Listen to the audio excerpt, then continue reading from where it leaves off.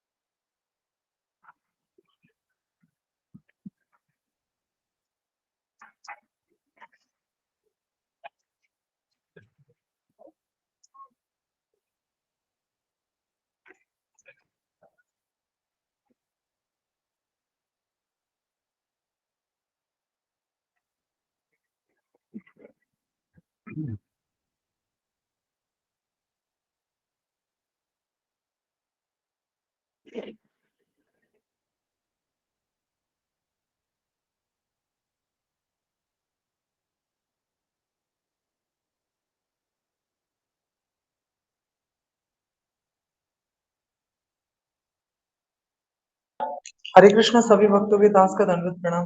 प्रणाम अशोक। प्रणाम प्रेम। हरे कृष्णा प्रभु जी। हरे कृष्णा। हरे कृष्णा प्रभु जी। हरे कृष्ण पीनत पर प्रभु जी पंचांग प्रणाम। हरे कृष्णा श्याम सुंदर माता जी प्रणाम। कृष्णा पंचांग सभी हरे भक्तों कृष्णा का हरे कृष्णा प्रणाम. हरे कृष्णा हरे कृष्णा प्रणत प्रभु जी। हरे कृष्णा पंचांग प्रणाम। पंचांग प्रणाम. हरे कृष्णा प्रियंका माता जी पंचांग प्रणाम. सभी भक्तों को मेरा पंचांग प्रणाम. हरे कृष्ण माता। हरे कृष्ण प्रियंका माता जी पंचांग प्रणाम। हरे कृष्ण माता जी हरे पंचांग कृष्णा सुधा माता जी दंडवत प्रणाम। हरे कृष्णा प्रभु माता जी। हरे कृष्णा सभी भक्तों को धन्यवाद प्रणाम। हरे कृष्णा सभी भक्तों को हरे कृष्ण। हरे कृष्णा सभी प्रणाम भक्तों सभी को प्रभु जी। भक्तों को हरे पंचांग कृष्णा प्रणाम। सब भक्तों को पंचांग प्रणाम। हरे कृष्णा। हरे कृष्ण भक्तों हरे कृष्णा। प्रभु जी लोग को दंडवत प्रणाम। हरे कृष्ण मामनी माता जी को। सभी माताओं जी को माता जी हरे कृष्ण माता जी। हरे कृष्ण कामनी माता जी पंचांग प्रणाम। हरे कृष्ण बेटा हरे कृष्णा। हरे कृष्ण सुजाता माता जी। हरे कृष्ण कामनी माता जी पंचांग प्रणाम।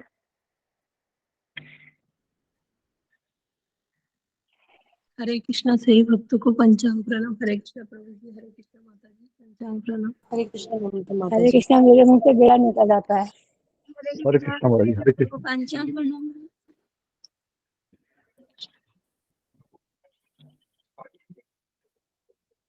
हरे कृष्ण सौ प्रभु जी। हरे कृष्ण माता जी। हरे कृष्णा माता जी। हरे हरे कृष्ण कृष्णा। जय माता जी पंचांग प्रणाम। हरे कृष्ण ममता माता जी। हरे कृष्णा रंजना माता जी पंचांग प्रणाम. हरे कृष्णा माता जी सभी भक्तों को पंचांग. हरे कृष्णा ममता माता जी पंचांग प्रणाम. हरे कृष्णा ममता माता जी हरे पंचांग कृष्ण प्रणाम. सभी भक्तों को पंचांग प्रणाम।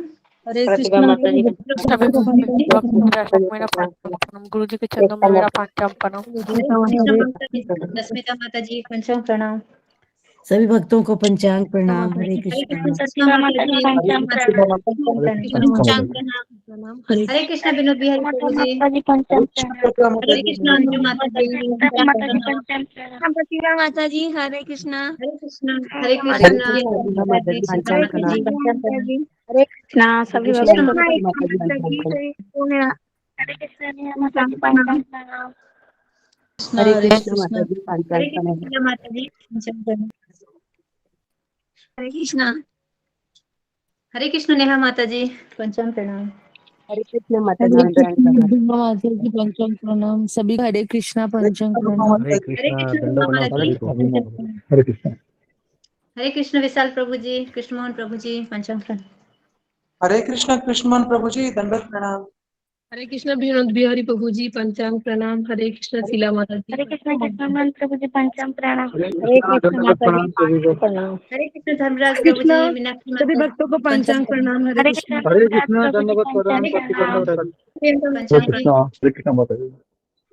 हरे हरे कृष्ण कृष्णा हरे प्रतिभा माता कृष्णा जी। कृष्ण हरे कृष्ण हरे कृष्ण कृष्ण हरे प्रदीप कृष्ण हरे पंचांग कृष्ण हरे गुरु जी राम हरे पंचांग राम हरे प्रणाम। कृष्ण हरे प्रभु कृष्ण हरे गुरु माता जी प्रणाम। पंचांग प्रभु प्रणाम। पंचांग हरे प्रणाम। कृष्ण प्रणाम। हरे हरे कृष्ण कृष्ण पंचांग प्रणाम। प्रणाम। हरे हरे कृष्ण कृष्ण गुरु जी हरे पंचांग कृष्ण प्रणाम। गुरु जी पंचांग प्रणाम। हरे कृष्ण गुरु जी। हरे कृष्णा हरे कृष्ण गुरु जी पंचांग प्रणाम। हरे कृष्ण गुरु जी पंचांग प्रणाम। हरे कृष्ण सभी गुरु भक्तों जी को हरे पंचांग कृष्णा प्रणाम। जी दंडवत प्रणाम। हरे कृष्ण गुरु जी पंचांग हरे प्रणाम। हरे कृष्णा कृष्ण कृष्ण सभी भक्तों को कृष्ण हरे पंचांग कृष्ण प्रणाम। गुरु जी पंचांग प्रणाम। सब भक्तों को पंचांग प्रणाम। हरे कृष्ण सही भक्त। ओम ज्ञानतिमिरन्धस्य ज्ञानाञ्जनशलाकया चक्षुरुन्मीलितं येन तस्मै श्रीगुरुवे नमः। मुखं करोति वाचालं पङ्गुं लङ्घयते गिरिं यत्कृपातमहं वन्दे श्रीगुरुदीनतारिणम्। जय श्री कृष्ण चैतन्य प्रभु नित्यानंद श्री अद्वैत गदाधर श्रीवासादि गौर भक्तवृंद। हरे कृष्णा कृष्ण कृष्ण हरे हरे हरे राम राम राम हरे हरे। हरे कृष्णा।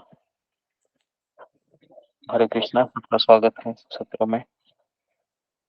हरे कृष्णा गुरु जी पंचांग जी प्रणाम। जी आज किसका टर्न? हरे आज कृष्ण किसका गुरु टर्न? जी पंचांग हरे प्रणाम। कृष्णा। हरे हरे कृष्णा कृष्णा किसका? गुरु जी। कल हरे कृष्ण। कृष्णमोहन प्रभु जी ने मुझे बोला था बोलने के लिए, हरे कोई कृष्णा माता प्रभु जी जी आप दंडवत। नहीं थे, मुझे बोले थे हाँ बोलने। ठीक है, शुरू करो।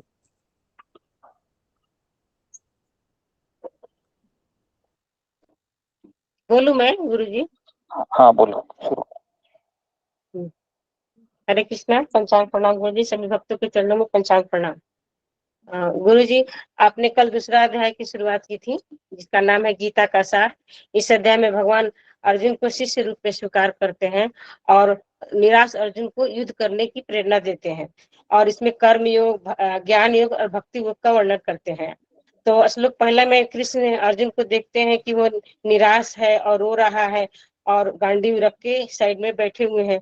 तो कृष्ण जी उन्हें डांट लगाते हैं और कहते हैं कि तुम्हारे हृदय में ये कलमश कैसे आया है? तुम नपुंसक की तरह बैठे हो, तुम इस तरह से रोते रहोगे तो उस लोक की प्राप्ति कैसे करोगे? तो जो जो सभ्य व्यक्ति होते हैं वो अपने जीवन के मूल्य को जानते हैं, इसलिए ये अर्जुन तुम युद्ध करो। और श्लोक 1 से 3 तक भगवान कृष्ण को अर्जुन को भगवान कृष्ण डांट लगाते हैं। तो आप यहाँ पर एक लेसन बताते हैं कि हाँ, कि डांट हमें वही व्यक्ति लगा सकता है जो उनसे प्यार करता है, और भगवान कृष्ण अर्जुन से बहुत प्रेम करते थे। और फिर चौथे श्लोक में कहते हैं, अर्जुन कहते हैं कि हे कृष्ण, ये मेरे सामने जो जितने भी हैं, ये जो भीष्म पितामह हैं, द्रोणाचार्य हैं, ये मेरे दादा और गुरु हैं, मैं उनको कैसे मार सकता हूँ?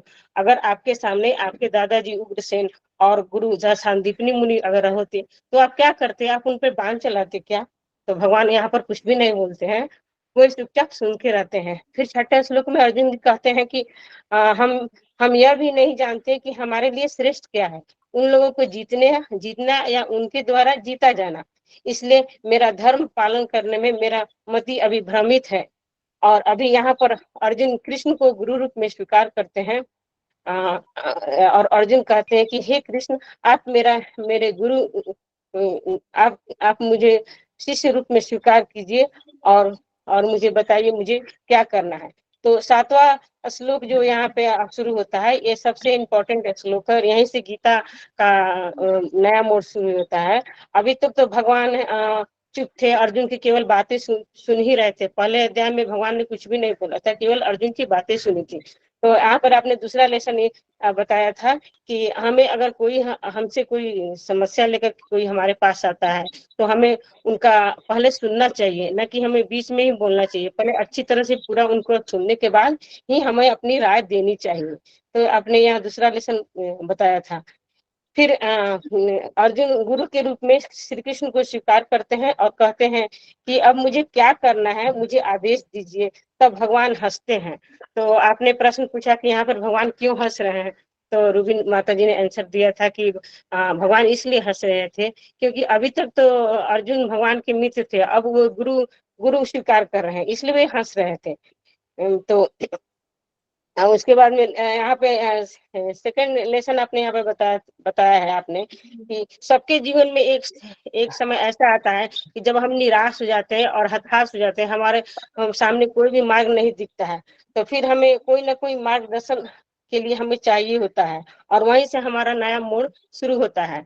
तो जैसे गुरु जी आप हम लोग के जीवन में तो आप ही मार्गदर्शक हैं, हम लोग के जीवन में नया मोड़ इसी आपके आने से ही आया है और हम लोग अपने जीवन का लक्ष्य हमें अभी प्राप्त हुआ कि हमें क्या करना है, ये तो आपके द्वारा ही मुझे पता चला है। तो हमारे जीवन में गुरु जीवन में गुरु की बहुत आवश्यकता है। तो गुरु हमें क्या करते हैं, तो गुरु जन्म मृत्यु बुढ़ापा और बीमारी से हमें मुक्त कराते हैं। इसलिए जीवन में एक पारंपरिक गुरु की आवश्यकता बहुत जरूरी है। फिर आपने प्रभुपाद जी और एक जादूगर की कहानी वहां पर बताते हैं कि एक जादूगर तरह तरह के करतब दिखाते हैं, तो उनके शिष्य प्रभुपाद जी के वो जादूगर से बहुत आकर्षित होते हैं। तो वो जादूगर को प्रभुपाद जी अपने पास बुलाते हैं और बोलते हैं क्या तुम बुढ़ापा जीवन मृत्यु और बीमारी से मुक्त करा सकते हैं मेरे शिष्य को। तो वो बोला कि नहीं। तो बोला कि तो सबसे बड़ा गुरु कौन है, तो बोला कि आप हैं, आप गुरु हैं, आप इनसे मुक्त करा सकते हैं। फिर 11 से 30 श्लोक तक भगवान अर्जुन को डांटे लगाते हैं। फिर भगवान करते हैं कि तुम पंडित की तरह बात वचन बोलते हो, तुम उनके लिए शोक कर रहे हो जो शोक के करने योग्य ही नहीं है। विद्वान लोग जो यह जानते हैं कि आत्मा क्या है, वह न जीवित के लिए शोक करते हैं और न मृत के लिए। तो यहाँ पे एक और चौथा लेसन हमें क्या मिलता है कि गुरु हमारे जीवन में जब आते हैं तो हमें डांट और फटकार भी लगाते हैं, केवल हमें प्रेम ही नहीं करते हैं। और गुरु शिष्य को उनकी क्षमता के अनुसार ही डांट लगाते हैं, नहीं तो उनकी आवश्यकता से ज्यादा अगर डांट लगाया जाता है तो फिर यह व्यर्थ हो जाता है। तो फिर 13वें श्लोक में आप बताते हैं कि ये जितने भी यहाँ युद्ध में खड़े हैं, जितने भी योद्धा हैं, ये सब आत्मा है, शरीर नहीं। ये सभी अपने पुराने शरीर को छोड़कर नए शरीर ग्रहण करेंगे। इसलिए हे अर्जुन तुम शोक मत करो। तब अर्जुन कहते हैं कि हे कृष्ण आप ये सब ठीक कह रहे हैं, परंतु मेरा इन सब के प्रति लगाव है क्योंकि ये मेरे दादा और मेरे गुरु हैं। इन्होंने मुझे पिता की तरह पाला है, मुझे ज्ञान दिया है और मेरे गुरु जो द्रोणाचार्य हैं धनुर्विद्या का ज्ञान सबसे अधिक मुझे ही दिया है। क्या मैं उन्हें कैसे मैं भूल जाऊं और मैं उनको कैसे मारूं, कैसे बाण चलाऊं। मैं इनके शरीर से आसक्त हूँ, अब मैं क्या करूं, आप ही बताइए। तो भगवान कहते हैं कि इसे सहन करो, ये लगाव अज्ञान से भरा है। जैसे आपने उदाहरण भी दिया था कि एक पति पत्नी थे, उनकी एक बच्ची थी जिनको कैंसर हुआ था और वो कैंसर से उनकी बेटी मर जाती है, तो वे दोनों डिप्रेशन में चले जाते हैं और फिर वो लोग भी आत्महत्या कर लेते हैं।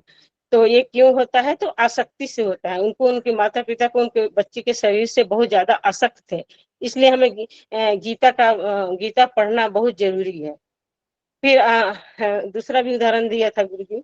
फिर उसके बाद में आप बताते हैं कि आत्मा के गुण और आत्मा के धर्म क्या है। तो आत्मा के हम लोग सभी आत्मा के ही साथ रहते हैं, शरीर के साथ नहीं। फिर एक और उदाहरण आपने दिया था कि जो दो पति पत्नी थे, बहुत 35 साल से बहुत एक दूसरे से प्रेम करते थे, लेकिन एक दिन अचानक उनके पिताजी, उनका एक पति हार्ट अटैक आता है और मर जाता है। तो उनके बेटे बाहर रहते हैं, तो लोग बोलते हैं अगल बगल के कि आप उन्हीं के पास बैठिए रात में। तो वो बोलती नहीं मैं नहीं रह सकती है। तो आपने पूछा था वो क्यों, माता जी ने ऐसा क्यों मना किया। तो आपने बताया था कि वो इतने दिन से वो आत्मा के साथ रहती थी, शरीर तो वहीं पे पड़ा था। तो हमारे जितने भी सगे संबंधी जो भी हैं, ये सब हम लोग शरीर नहीं आत्मा समझना चाहिए कि हम लोग आत्मा के ही साथ रहते हैं। फिर इतना सब होने के बाद अर्जुन को आत्मा के गुण और धर्म के बारे में बताते हैं। आत्मा के बताते हैं कि आत्मा को पानी से न भिगोया जा सकता है, वायु से इसे सुखाया भी नहीं जा सकता है, न अग्नि से इसे जलाया जा सकता है, न शस्त्र से इसे काटा जा सकता है। इसलिए जो व्यक्ति यह सोचता है कि मैंने इसे मार डाला है, वो अज्ञानी है। संसार में कोई किसी को भी नहीं मार सकता। आत्मा का साइज आपने पूछा था कि क्या होता है, तो आत्मा का साइज एक बाल के अगर अग्रभाग को काट कर उसे 10,000 छोटे छोटे टुकड़े करते हैं, तो उसका जो एक अंश होता है वो ही साइज आत्मा का होता है। आत्मा दिव्य है, ये जड़ वस्तु है। फिर इतना सब बताने के बाद भगवान अर्जुन से कहते हैं कि हे अर्जुन, तुम युद्ध करो। ये सारे भीष्म पितामह द्रोणाचार्य जितने भी है, ये सब आत्मा है और आत्मा कभी भी नहीं मरती है। अतः तुम अपना कर्तव्य करो। यहाँ तक 30 श्लोक तक आपने व्याख्या की थी। फिर 31वें श्लोक में इतना सब बताने के बाद अर्जुन बोलता है कि ठीक है कृष्ण, ये सब तो ठीक है, लेकिन मुझे इन लोगों को मारकर क्या मिलेगा, मुझे क्या फायदा होगा। तो कृष्ण कहते हैं कि सुनो हे अर्जुन, तुम युद्ध में जीत गए तो तुम्हें हस्तिनापुर का सिंहासन मिलेगा, अगर तुम हार गए तो तुम्हें स्वर्ग का सिंहासन मिलेगा, जिसको हम सकाम कर्म युग कहते हैं। सकाम कर्म युग का अर्थ है अपने कर्तव्य को निभाते हुए मरना। लेकिन इससे भी हमको दुख ही मिलता है, क्योंकि स्वर्ग लोक में भी दुख ही मिलता है, क्योंकि वहां पर आप बताया था कि बहुत सांप बहुत ज्यादा मिलता है। तो आपने उदाहरण भी दिया था कि अर्जुन जो स्वर्ग लोक को जाता है तो उर्वशी उन पे मोहित हो जाती है और बोलती है मुझे खुश करो, तो अर्जुन बोलते हैं कि नहीं, आप मेरी माता तुल्य हैं। तो उर्वशी क्रोध हो जाती है, उन्हें शाप दे देती है और बोलती है आप नपुंसक हो जाएंगे। तो वो बृहनला के रूप में अज्ञातवास में 1 साल तक रहते हैं। फिर 38वें श्लोक में भगवान कहते हैं कि अगर तुम युद्ध नहीं करोगे तो सारे लोग कहेंगे कि अर्जुन डरपोक था, सारी दुनिया तुम्हारी निंदा करेगी। इसके लिए तुमको बहुत पीड़ा होगा, और जिसको सम्मान मिलता है ना, उसको लिए अपमान मृत्यु के बराबर होता है, मृत्यु से भी बड़ा होता है। इसलिए हे अर्जुन, तुम निष्काम कर्म करो, चाहे दुख हो सुख हो, बिना अपेक्षा के कर्म करो, क्योंकि अपेक्षा ही सबसे बड़ा दुख का कारण है। इसलिए अर्जुन को एक आपने श्लोक भी बताया था, सबसे फेमस भगवत गीता का श्लोक बताया था, कर्मण्यवाधिकारस्ते मा फलेषु कदाचन मा कर्म फल हेतु भूर्मास्ते संग अस्तु कर्मणि। अर्थात हे अर्जुन, तुम अपना कर्म करने में करो, वही तुम्हारे हाथ में है, लेकिन कर्म फल के अधिकारी तुम नहीं हो। और ये भी तुम मत समझो कि जो फल तुम्हें मिला है उसका कारण भी तुम ही हो, परंतु तुम अपना कर्म करने में आलसी मत बनो। भगवान ऐसा बोलते हैं। तो गीता का सबसे इम्पोर्टेंट यह श्लोक है। अगर ये श्लोक हम लोग अपनाए ना, तो हमको पूरा भगवत गीता समझ में आती है। इसलिए हमें किसी भी चीज से अपेक्षा नहीं करनी चाहिए। और यहाँ पर भी आपने बहुत सारा एग्जाम्पल भी दिया था। एक और एग्जाम्पल दिया था कि पति पत्नी टूथपेस्ट के लिए वो कोर्ट में जाता है, बोलता है कि पत्नी में रोज ढक्कन खोल के नीचे गिरा देती है, तो मुझे इससे तलाक चाहिए। तो जज बोलता है कि अरे 2 टूथपेस्ट ले लो ना। इसलिए हमारी अपेक्षाएं बहुत छोटी छोटी चीजों से भी हमारी अपेक्षाएं होती है। जैसे पत्नी अगर घर में खाना भी बनाती है तो वो चाहती है कि मेरे खाना बनाए कैसा है, ऐसा सब लोग तारीफ करें लेकिन हम लोग को ऐसा नहीं करना चाहिए। तो हमें अपेक्षा को छोड़कर अपना निष्काम कर्म करना चाहिए। हरे कृष्ण गुरु जी, मैंने इतना ही लिखा है, मुझे माफ कीजिए गुरु जी। कुछ माता जी बहुत सुंदर बताया। हरि बोल हरि बहुत अच्छा बनाया। हरि बोल माता जी, बहुत सुंदर। हरि बोल हरि बोल माता जी, हरि बोल हरि बहुत बोल हरि बोल। बहुत सुंदर। हरे कृष्ण। हरे बोल हरे बोल। गुरु हरे जी की कृष्ण कृपा है, गुरु जी गुरु जी की कृपा। प्रणाम। हरे कृष्णा।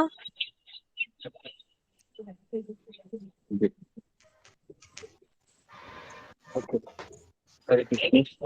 ये बढ़ता है नहीं। तो आप में से कौन मुझे है ना कि ये बिना देखे है अच्छे से बोल सकता है, कि देखकर तो अच्छे से सभी लोग बोल पाते हैं। मैं चाहता हूँ कि ये सेक्शन है कि अगर ये सेक्शन समझ में नहीं आया है तो हम और एक बार इसको रिपीट करेंगे, है ना। लेकिन हम चाहते हैं कि जैसा पहला अध्याय आपको समझ में आया है, दूसरा अध्याय भी पूरा समझ में आ जाए, है ना, तभी हम आगे बढ़ेंगे। तो कौन मुझे बिना देखे बता सकता है कि हमने 2-3 सेक्शन कवर किए थे, है ना। पहला सेक्शन 1 से 10 अध्याय 10 श्लोकों तक था। दूसरा सेक्शन है वह 11 श्लोक से लेके 30 श्लोक तक था और तीसरा सेक्शन 31 श्लोक से लेके 37 श्लोक तक था। तो कल हमने 3 सेक्शन लिए थे। तो कौन मुझे, है ना, अपने शब्दों से बता सकता है ना, कि आपने ये तीनों सेशन में किस तरीके से अर्जुन और कृष्ण के बीच डायलॉग होते हैं? जी, कौन मुझे बता सकता है, ताकि मैं समझ जाऊं कि आप लोगों को ये सेक्शन समझ में आया है ना। और अगर आपको नहीं समझ में आया है, अगर ऐसे बहुत लोग हैं, तो हम इसको वापस रिपीट भी करेंगे, क्योंकि केवल आगे आगे बढ़ते रहने में कोई, है ना,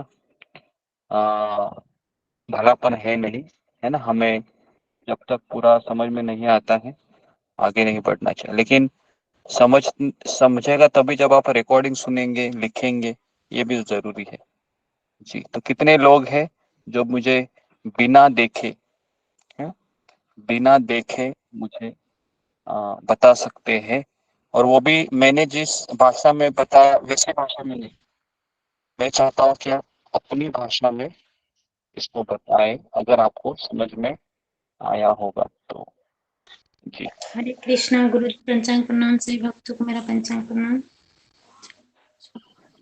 जी, तो फिंगर को रेज कीजिए। अगर आप नहीं करेंगे रेज, तो फिर मैं किसी का भी नाम लूंगा, है ना, तो मुझे समझ में आएगा आपको कुछ समझ में नहीं आ रहा है, मतलब, है ना। जी, तो मित्रा माइक को बंद करो। ओके। जी, हरे कृष्ण गुरुजी, मैं ठीक से सुनी नहीं गुरुजी, माफ कर। ओके। कम से कम 7 लोगों ने ही फिंगर को रेज किया है, तो क्लास में 100 लोग आते हैं, है ना। तो देखिए, अगर आपको बोलना चाहिए, समझ में आया है ना, तो बोलना बहुत जरूरी है। ठीक है, मीना कुमारी, ट्राई करो माता जी।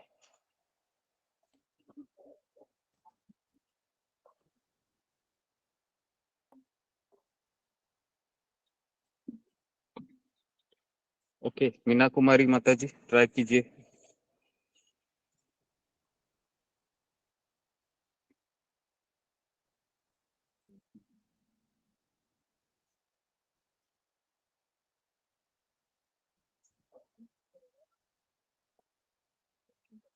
Okay, next Gopal Das. हरे कृष्णा गुरु जी नाम प्रणाम। बोलो बेटो, आज तुम्हारा ही दिन है, बोलो। गुरु जी आपने बताया क्या बोलते हैं, अर्जुन बहुत ही हताश से वो अपना धनुष नीचे रख दिया था, हमने धनुष नीचे रख दिया था अपना, धीरे धीरे तो बोलो, और हाँ, वो क्या डिप्रेशन में मोबाइल चले को गए थे, नजदीक ले लो, ताकि समझ में आए क्या बोल रहे हो तुम। डिप्रेशन में चले गए थे। वो बोल रहे थे क्या बोलते हैं, अब मैं क्या करूं, सामने रोना चाह रहे हैं, भीष्म पितामह है, ये मेरे दादाजी है, इनके गोदों में मैंने खेला है, इनसे मैंने धनुष विद्या सीखी है। तो इतना इतना भगवान से बहुत प्रश्न उत्तर करते हैं। तो फिर भगवान भगवान क्या बोलते हैं, खाली सुन रहे थे तब तक। तो फिर क्या बोलते हैं आखिरी में, क्या भगवान सुन रहे थे, भगवान को मालूम था कि एक ना एक बार जरूर रुकेंगे ये। हमें भी ऐसा ही करना चाहिए, जब किसी को राय देने से पहले उसका पूरा समस्या सुन लेना चाहिए। तो फिर क्या बोलते हैं, भगवान को मालूम था ये रुकेंगे, तो फिर बोलते हैं भगवान से पूछना अब मैं क्या करूं। तो फिर उसी उसके बाद क्या बोलते हैं, अर्जुन भगवान को क्या बोलते हैं, गुरु के रूप में स्वीकार करते हैं। तो भगवान हंसने लगते हैं, भगवान को हंसी आ जाती है, इतने टाइम से ये मेरा लंगोटिया यार था, और अभी क्या बोलते हैं, मेरा मेरा क्या बोलते हैं, मुझे गुरु के रूप में स्वीकार कर रहा है। तो भगवान फिर विद्या देना शुरू करते हैं। फिर भगवान बोलते हैं, क्या बोलते हैं, ये सब आत्मा है, ये सब आत्मा, कोई शरीर नहीं। आत्मा क्या बोलते हैं, जैसे हम कपड़ा बदलते हैं, वैसे आत्मा भी शरीर बदलती है। ऐसा ऐसा करके भगवान उनको शिक्षा देते हैं। तो फिर क्या बोलते हैं, वो बोलते हैं मुझे क्या बोलते हैं, इनके शरीर के प्रति लगाव है, शरीर के प्रति मैं आ सकता हूँ।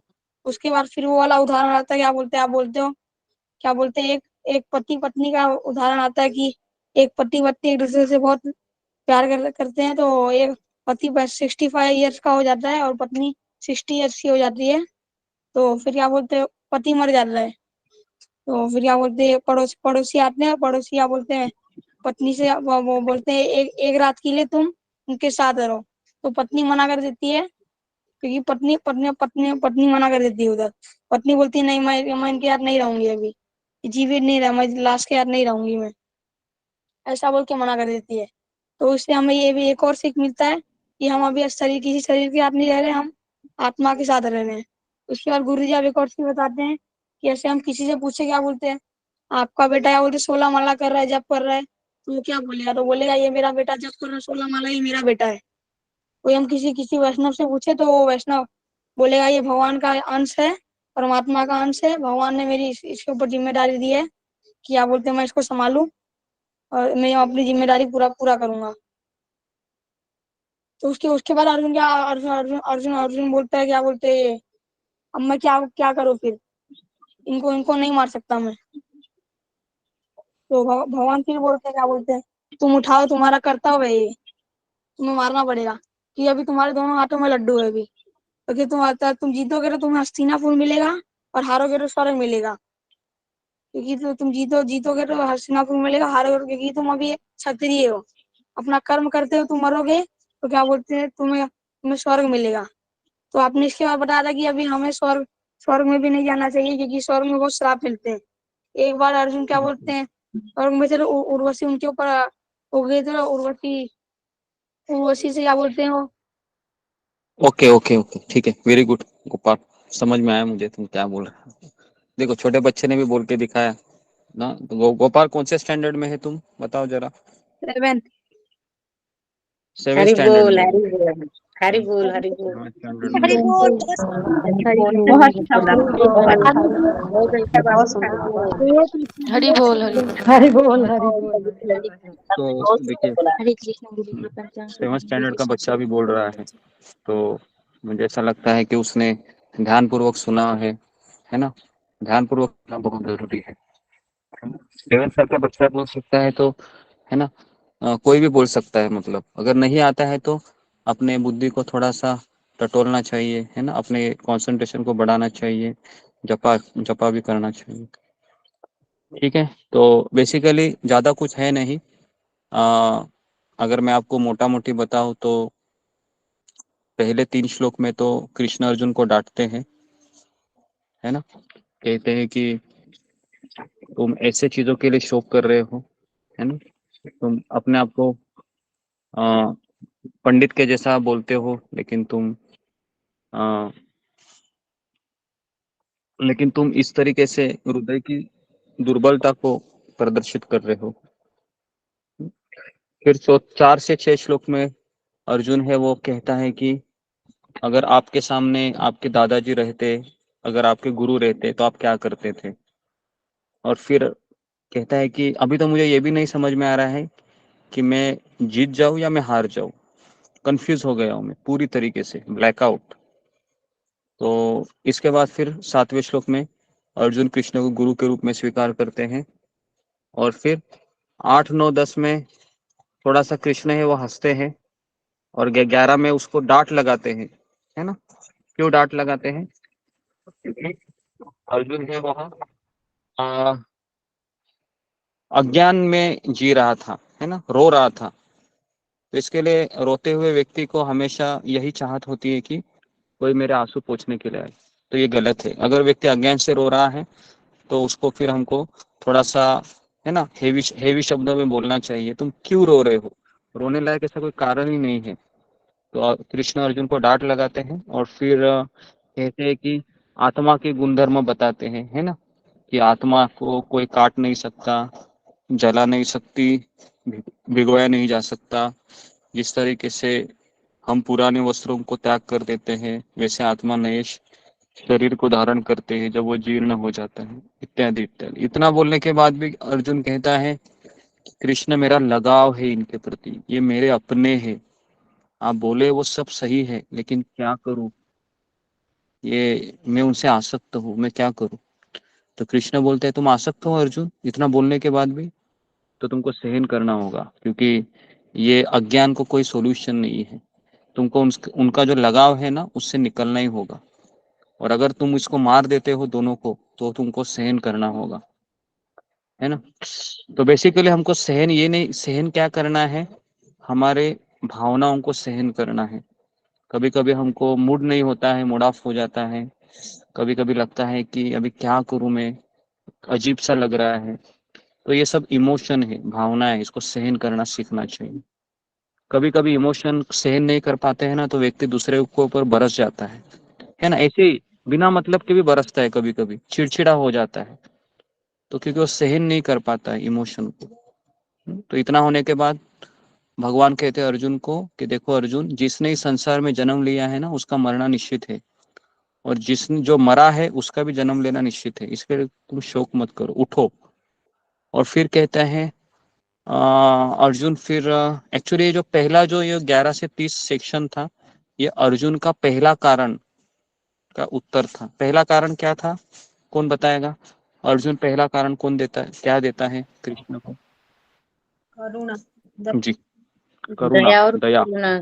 करुणा दया दया। हाँ जी, दया किसके प्रति थी? अर्जुन को उनके शरीर के प्रति थी, शरीर है ना। के प्रति। तो 11 से 30 श्लोकों में कृष्ण पहले प्रश्न का उत्तर देते हैं, ठीक है, कि तुम आत्मा हो, शरीर नहीं हो। और फिर 31 से लेकर 37 तक भगवान दूसरे प्रश्न का उत्तर देंगे कि मुझे मुझे सुख नहीं मिलेगा। तो भगवान कहते हैं कि तुमको सुख मिलेगा। कैसे मिलेगा? तो भगवान कहते हैं कि अगर तुम युद्ध करोगे, अपने क्षत्रिय धर्म का पालन करोगे, तो तुमको क्या मिलेगा? राज्य मिलेगा। और अगर तुम हार जाओगे, मर जाओगे, तो तुमको स्वर्ग मिलेगा। तो इसलिए इसलिए तुम्हारे जीवन में सुख ही सुख है ना। तुम बोल रहा था मुझे कि मुझे सुख नहीं मिलेगा, देखो सुख है, ठीक है। तो यहाँ तक हम कवर किए थे। और भगवान अर्जुन को यह भी कहते, अगर तुम युद्ध नहीं करेगा तो क्या होगा? लोग तुमको गाली देंगे, तुम्हारी बदनामी करेंगे, तुम्हारा अपयश पूरे संसार में फैल जाएगा, है ना। और देखो अर्जुन, तुम क्षत्रिय हो, है ना। अगर तुम किसी के मुख के द्वारा अपनी बदनामी सुनेगा तो तुम्हारे लिए जीना है ना दुष्कर हो जाएगा। तो इसलिए है अर्जुन, युद्ध करो। तो यहाँ तक हम आए थे 37 तक, ठीक है। तो अभी हम 38 से 53,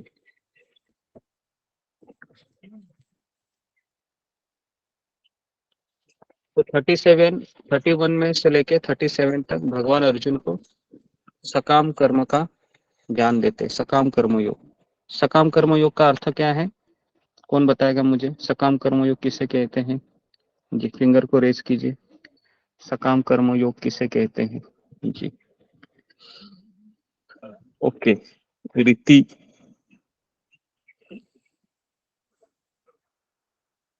काम कर्म योग किसे कहते हैं?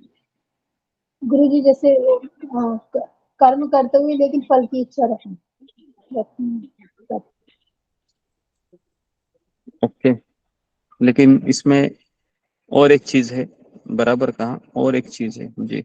ममता पाल। जी मैं भी वही बताने वाली थी कि जो जो हम कर्म करते हैं उसका फल की जो हम अपेक्षा रखते हैं वही है क्या सकाम कर्म में? वही है, लेकिन उसमें और एक चीज है जो मैं चाह रहा था। सुधा गुप्ता माता जी। हरे कृष्णा गुरु जी, पंचांग प्रणाम। सभी भक्तों को पंचांग प्रणाम। सकाम कर्म ये है कि जब हम काम करते हैं तो फल की इच्छा रखते हैं, लेकिन फल हम ईश्वर को समर्पित करते चलते हैं आगे। नहीं नहीं, फल हम अपने लिए ही लेते सकाम कर्म योग में। सकाम ठीक है, कर्म के मंजू बाद पाल, मंजू सिंह। गुरुदेव मेरा भी यही है कि जो सकाम कर्म यही है कि जब हम कर्म करते हैं फल की इच्छा रखते हैं, लेकिन वो फल की इच्छा जो होती है ना वो हम भगवान से रखते हैं, किसी देवी देवता से नहीं रखते हैं। ओके, कृष्ण मोहन सिंह। जी गुरु जी, धन्यवाद, प्रणाम सभी भक्तों को। आपने बताया था गुरु जी, जो सकाम कर्म है यानी जो हम अपनी फल की इच्छा से करते हैं, और जब उसमें कर्म योग का मतलब बताया कि जब हम कृष्ण से लिए जब कर्म करते हैं तो उस कर्म मतलब योग होता है, जब कृष्ण से उसको जोड़ देते हैं अपने कर्म को, तो वो सकाम कर्मी हो जी, ऐसा आपने बोला। बेसिकली हाँ, अभी अपने 90% 95% बात तो बेसिकली सकाम कर्म योग का अर्थ क्या है कि मुझे कृष्ण की मैं सेवा कर रहा हूँ या मैं कृष्ण की भक्ति कर रहा हूँ, लेकिन मैं कुछ अपेक्षा से कर रहा हूँ। ठीक है, तो ये चीज आपने बताई नहीं। हमको फल की इच्छा तो करनी है ना, करना है इस योग में, लेकिन हमें कृष्ण की पूजा भी करता हो व्यक्ति, है ना, रोज मंगल आरती करेगा, 16 माला का जप करेगा, दीक्षा भी लेगा, वो ऐसा नहीं है, लेकिन उसके हृदय में इच्छा क्या रहेगी कि मुझे कुछ तो चाहिए, है ना। वो गुरु से भी अपेक्षा करता है, कृष्ण से भी अपेक्षा करता है, गुरु से भी करता है। तो ऐसा व्यक्ति कहा जाता है फिर स्वर्गलोक। कहा जाता है स्वर्ग जाता है। जी, स्वर्ग लोग जाता है जी। और दूसरा होता है कि फल की इच्छा करना लेकिन देवी देवताओं के पास जाना, उसको कहते हैं कर्म कांड कहते हैं, या उसको कहते हैं सकाम कर्म केवल। तो ऐसा व्यक्ति कहा जाता है, तो ऐसा व्यक्ति भी तो ऐसा व्यक्ति भी देवलोक में चला जाता है। अगर वो गणेश की पूजा करता है तो गणपति के पास जाता है, शिव जी की पूजा करता है तो शिव के लोक में जाता है। ठीक है, तो इसलिए भगवान अर्जुन को कह रहे थे कि तुम मेरा शिष्य है तो मैं तुमको स्वर्ग का रास्ता क्यों दिखाऊं, है ना, मैं तुमको और एक चीज बताता हूँ, निष्काम कर्मयोग। तो अभी 38 से लेके 53 में आ, अर्जुन का तीसरा जो कारण था वो क्या था, कौन बताएगा? तीसरा कारण क्या था? पाप का भय। आपका भय। तो अभी अर्जुन को जो तीसरा कारण था उसके लिए भगवान उत्तर देने जा रहे हैं 38 में, कि भगवान कहते हैं अर्जुन को, देखो अर्जुन, तुमने मुझे कहा था पहले अध्याय में कि तुमको पाप का डर लगता है ना, तुमको नरक जाने का डर लगता है, तो अभी मैं तुमको वो बात बताने जा रहा हूँ, है ना। तुमको इसके लिए युद्ध से पलायन करने की कोई जरूरत नहीं है, युद्ध तुमको करना ही है, युद्ध करने से भी तुमको पाप नहीं लगेगा, वो मैं बताने जा रहा हूँ, ध्यान पूर्वक सुनो, याद है ना। तो इस तरीके से आ, भगवान अर्जुन को कह रहे हैं कि तुम सुख या दुख में, सुख हो या दुख में समभाव रखकर हानि और नुकसान, सॉरी, हानि और फायदा, सर्दी गर्मी, मान अपमान, ये द्वंद्व में रहकर भी अगर तुम अपने कर्तव्य को निभाओगे तो तुमको पाप नहीं लगेगा। तो वापस भगवान कह रहे हैं, अगर तुम कर्तव्य रूप से भक्ति करोगे, है ना, और मुझे क्या मिलेगा, मतलब फल की इच्छा नहीं करोगे, जैसे कानून ने कर्मण्य वाली का रस्ते श्लोक बताया था, है ना, तो अगर इस श्लोक के अनुसार हम चलेंगे तो हमें पाप नहीं लगेगा। व्यक्ति को पाप क्यों लगता है? क्योंकि वो अपेक्षा रखता है, मुझे क्या मिलेगा। ये मुझे क्या मिलेगा ना, ये सबसे बड़ा रोग है, और पूरे संसार में यही सिखाया जाता है। बच्चा छोटा होता है ना, तो माँ उसको 10 रुपया देती है और कहती है, बेटा किराना के दुकान में जाओ, 9 रुपए का सामान खरीदो, और 1 रुपया क्या करो तुम, क्या करो 1 रुपया, क्या करो 1 रुपया, ईट खाना या फिर हाँ अपना पसंद का कुछ ले लो। जी, 1 अपने रुपए का पसंद का कुछ चीज ले लो। चॉकलेट खाना या कोई कैडबरी लेना या अपने पास ही रखना, है ना। तो माँ क्या करती है, बेटे को ट्रेनिंग क्या देती है कि कुछ तो अपेक्षा किए बिना काम नहीं करना चाहिए, है ना। तो उसके बाद तुम उसको 10 रुपए दोगी तो वो क्या बोलेगा, 1 रुपया कहाँ गया मेरा, माँ भूल गई तुम, दे दो मेरा 1 रुपया, बराबर है ना। ऐसे ही होता है फिर, है ना। फिर वो कॉलेज में जाता है तो फिर 1 रुपया का 50 रुपया हो जाता है, बराबर है ना। फिर 1 रुपये से काम बनेगा नहीं, माँ 50 रुपए दे दो। समझ में आ रहा है ना। तो ये आदत कौन लगाते हैं, हम ही लगाते हैं आदत, है ना। तो इसके लिए ये आदत लगाना नहीं चाहिए, है ना। बेटे को कहना चाहिए, बेटा 10 रुपए, 10 रुपए का किराना है ना, 10 रुपए का ही सामान लेके आओ, तुम्हारे लिए मैं खाने के लिए अच्छा कुछ बनाऊंगी, है ना। ऐसे हम बोल सकते हैं। लेकिन वो 1 रुपया 2 रुपया देने का है ना, ये बहुत डेंजरस है है ना, बाद में वो आपका काम ही नहीं देगा। आप मेडिकल की दवाई लाने के लिए भी बोलोगे ना, जाओ जरा मेडिकल में जाओ, बोलेगा थोड़ा सा दे दो ना माँ 2 रुपया, हाँ बराबर नोट गिन के दे रही हो, तो इस तरीके से सवाल करेगा वो। ठीक है, तो ये शुरुआत बचपन से होती है। उसके बाद भगवान कहते हैं अर्जुन को कि इस कार्य में कोई नुकसान नहीं है ना। तो भगवान अभी बुद्धि योग कहते हैं 39 में कहते हैं कि अगर तुम लेकिन माला उठाओगे ना अर्जुन, माला मतलब भक्ति करोगे, तो क्या होगा, तो तुम्हें पाप भी नहीं लगेगा और तुम मेरे पास आ सकते हो, मेरे धाम में आ सकते हो, है ना। तो इसके लिए हम भी क्या सीखते हैं भक्ति में आने के बाद, सुख में, दुख में, उसके बाद मुझे फायदा हो, मुझे नुकसान हो, मुझे सर्दी लग रही है, गर्मी लग रही है, ठंडा लग रहा है, गर्म लग रहा है ना। तो इस सारी परिस्थिति में हमको भगवान के नाम का जप करना चाहिए, बराबर है। तो यही हमको सीखना है, ठीक है। तो इस योग में कोई नुकसान नहीं है। भगवान कहते हैं कि अगर कोई थोड़ी भी प्रगति करता है, कितना थोड़ी सी, तो भी वह महान भय से मुक्त हो सकता है। तो अगर कोई यहाँ पर आ रहा है ना, एक माला का जप भी कर रहा है, एक माला का जप, है ना, फिर भी उसको वापस 84 लक्ष योनि में नहीं जाना पड़ेगा, ना उसको यमराज के दंडे मिलेंगे, ना यमदूतों के द्वारा वो पीटा जाएगा। केवल हरे कृष्ण का माला करने से इतना फायदा होता है।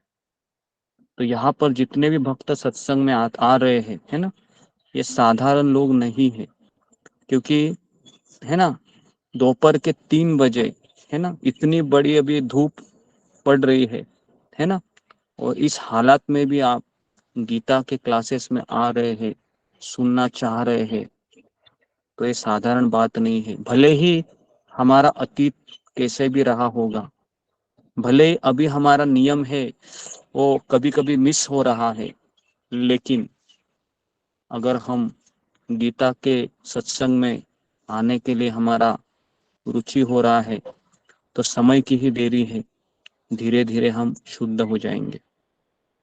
तो इसलिए इस योग में कोई नुकसान नहीं है, उल्टा फायदा ही है। लेकिन यहाँ पर अगर कोई व्यक्ति है, मान लो कि साइंटिस्ट बनता है, पीएचडी बनता है, डॉक्टर बनता है ना, या बड़ा वकील भी बनता है, लेकिन वो एक माला का जप भी नहीं करता है, केवल बस सोना खाना, है ना, बस वही उसका चल रहा है, तो वो जब मरेगा तो उसका अगला जन्म कहाँ होगा, पशु योनि में, है ना। लेकिन मान लो इस संसार में कोई 10वीं ही पढ़ा है, अंगूठा छाप के मान लो, लेकिन एक माला का जप कर रहा है ना, गुरु को शरण जा रहा है, तो अगला जन्म उसका कहाँ होगा, उसका अगला जन्म, अगर उसकी भक्ति पूरी नहीं हुई है, तो वहां उसको मनुष्य जन्म मिलेगा, भक्तों के घर में, भक्तों के घर में मिलेगा, है ना। वैष्णव कितना के घर में। फायदा है, देखिए कितना बड़ा फायदा है ये। अगर बच्चों को पढ़ाया जाए ना स्कूल कॉलेज में, तो लोग कोई बड़ा आदमी बनने का कोई कोशिश ही नहीं करेगा, बराबर कि नहीं, सब लोग भक्त बनने का कोशिश करेगा, लेकिन ये पढ़ाया नहीं जाता है। अभी क्या पढ़ाया जाता है स्कूल में, बड़ा आदमी कैसे बनोगे, है ना, यही पढ़ाया जाता है ना, बड़ा आदमी कैसे बनोगे, अमीर कैसे बनेंगे। जी। तो इसलिए, है ना, बेचारा वो बच्चा भी गलत पढ़ाई कर लेता है। उसके बाद अर्जुन कहता है कि कृष्ण, मैंने तो समझ लिया, लेकिन कौन लोग हैं इस भक्ति मार्ग में नहीं आना चाहते हैं। भगवान कहते हैं कि जो लोगों के पास एकाग्र बुद्धि नहीं है ना, जो लोगों के पास एक जीवन का ध्येय नहीं है, वह व्यक्ति इस मार्ग पर नहीं आते हैं। तो इसके लिए हमारा फोकस एक होना चाहिए। जैसे अगर आपको याद है, द्रोणाचार्य है ना, महाभारत में परीक्षा लेते हैं और एक पेड़ में एक पक्षी टांगते हैं और कहते, दुर्योधन आ जाओ, क्या दिखता है तुमको पेड़ में, है ना, उस पेड़ को दिखाते हैं। दुर्योधन कहता है मुझे पंछी दिख रहा है। द्रोणाचार्य कहता है क्या तुमको तुम्हारे भाई दिख रहे हैं? दुर्योधन कहता है मुझे मेरे भाई भी दिख रहे हैं। द्रोणाचार्य कहता है तुम्हारा गुरु तुम्हारे सामने खड़ा है, मैं भी दिख रहा हूँ? हाँ गुरुजी, आप भी मुझे दिख रहे हैं। द्रोणाचार्य क्या बोलता है? बाजू हो जाओ, है ना, साइड हो जाओ बोलते हैं। फिर कौन आता है? भीम आता है ना। भीम को भी वही सवाल करते हैं, तुमको झाड़ दिखता है? तो भीम बोलता है मुझे झाड़ भी दिखता है और झाड़ के फल भी दिख रहे हैं, है ना, और मुझे भूख भी बहुत लगी है, मैं जल्दी जाना चाह रहा हूँ अभी। किसके लिए? पंछी के लिए नहीं, वो पेड़ में जो फल लग रहे हैं ना खाने के लिए। द्रोणाचार्य बोलता है तुम भी बाजू हो जाओ। अर्जुन आता है, अर्जुन तुमको क्या दिख रहा है? अर्जुन बोल रहा है मुझे पंछी दिख रहा है। द्रोणाचार्य बोलते हैं तुमको तुम्हारे भाई दिख रहे हैं क्या? भाई भी नहीं दिख रहे। तुम कौन दिख रहा है? तुमको मैं दिख रहा हूँ? क्षमा कीजिए गुरुदेव, आज आप भी मुझे दिखाई नहीं, आपका वाणी मुझे सुनाई दे रहा है, बस बताओ मुझे क्या करना है। कृष्ण के द्रोणाचार्य कहते हैं अर्जुन को, अर्जुन धनुष्य बाण उठाओ, है ना। धनुष्य बाण छोड़ देता है, तुरंत पंछी के आंख को लगता है। कहने का तात्पर्य यह है कि जिस व्यक्ति का एम लक्ष्य एक है ना, वही व्यक्ति भक्ति में टिक पाता है। और जिसको बहुत सारी चीजें करनी है, ये भी करना है, वो भी करना है, यहाँ भी जाना है, वहां भी जाना है, तो फिर वो कर नहीं पाता है ना। तो ये वही चीज भगवान बताते हैं यहाँ पर। इतना सब बताने के बाद भगवान कहते हैं कि अर्जुन प्रश्न पूछता है फिर, है ना, खास करके ये सब मैं करूंगा कृष्ण, मुझे क्या मिलेगा अगर मैं बुद्धि योग करूंगा, भक्ति करूंगा? भगवान कहते हैं तुमको 4 चीज मिलेगी। पहला, तुमको कोई पाप नहीं लगेगा। दूसरा, जन्म मृत्यु से छुटकारा मिलेगा। तीसरा, है ना, तुम्हें कोई वेदों को पढ़ने की भी इतनी आवश्यकता नहीं पड़ेगी। और चौथा, तुम्हारी बुद्धि अचल होगी और तुम समाधि तक, है ना, समाधि में लग जाओगे। इतना फायदा हो रहा है तुमको। तो इतना बोलने के बाद अर्जुन के मन में सवाल आता है, कृष्ण ऐसा कोई व्यक्ति है? कैसे उसके लक्षण होते हैं? कैसा वो बोलता है? कैसे वो चलता है? 4 प्रश्न पूछता है। तो 54 से 72 में भगवान को 4 प्रश्न पूछे जाते हैं। अर्जुन कहता है लक्षण क्या है? आप बोल रहे हो ना कि ऐसा व्यक्ति है। और दूसरा, वो कैसे बोलता है? तीसरा, कैसे बैठता है? और चौथा, कैसे चलता है? तो भगवान पहले प्रश्न का उत्तर देते हैं कि वह इंद्रिय तृप्ति की इच्छा नहीं करता है। मार्केट जाएगा, स्वीट को देखेगा तो उसका मन ललचाएगा। क्या ललचाएगा मन? उसको पानी पूरी देखेगा, पिज्जा देखेगा, या कोई पास्ता देखेगा, है ना, या सैंडविच का, है ना, ढाबा देखेगा? कुछ नहीं, उसको कुछ इच्छा ही नहीं है। सारी इच्छा उसके लॉक हो गए। केवल एक ही इच्छा है, क्या है? गुरु और कृष्ण को प्रसन्न करना, है ना, एक ही इच्छा। उसके बाद कैसे बोलता है? तो भगवान कहता है कि वह कैसे बोलता है, तो वह 3 प्रकार के दुखों से। 3 प्रकार के दुख कौन से होते हैं? कौन बताएगा मुझे? बताइए, 3 प्रकार के दुख कौन से होते हैं? जी, प्रतिभा कुमारी। 3 हरे प्रकार कृष्ण के गुरु दुख। जी। आध्यात्मिक क्लेश, अधिभौतिक, अधिदैविक। जी, तो ये जो क्लेश होते हैं, ये ताप होते हैं, है ना, 3 प्रकार के दुख। मुझे बताइए कि मेरे घर में कोई मुझे परेशान कर रहा है, कौन सा दुख है ये तीनों में से? अधिभौतिक। अधिभौतिक। ओके, तो इस तरीके से ये दूसरे प्रश्न का उत्तर देते हैं।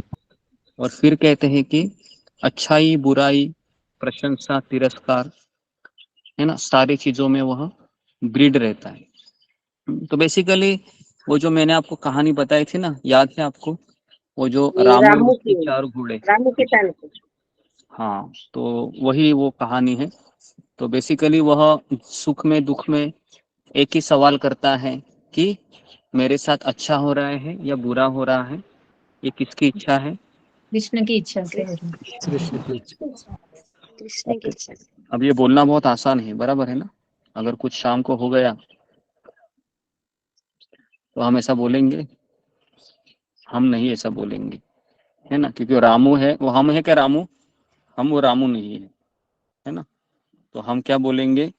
भगवान ये संकट जल्दी से जल्दी निकाल दो, है ना? तो इस तरीके से हम बोलेंगे।